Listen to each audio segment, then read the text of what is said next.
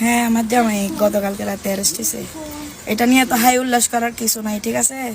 মামলা যখন আছে অ্যারেস্ট হবেই। এগুলা নিয়ে এত টেনশন করে দুঃখ প্রকাশ করে কান্নাকাটি করার কিছুই নাই।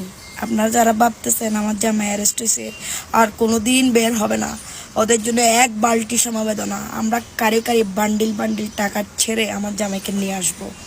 আমার জামাই বীরের বেশে চলে আসবে এবং যারা এই ঘটনা ঘটাইছে তাদেরকে ছাড় দেওয়া হবে না, মাথায় রেখো। এতদিন আমরা পলাতক ছিলাম, এখন তোমরা পলাতক থাকার বেলা।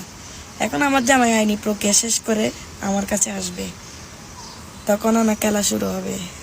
খেলা মাত্র শুরু করছো তোমরা, শেষ করবো আমরা, ঠিক আছে? সবাই আমার জামাই যারা সাজ্জাতের যারা সাপোর্টার আছো, আমার জামাইয়ের জন্য দোয়া করবা যাতে 10-12 দিনের মধ্যে জামিন করে ফেলতে পারি, ঠিক আছে? ধন্যবাদ।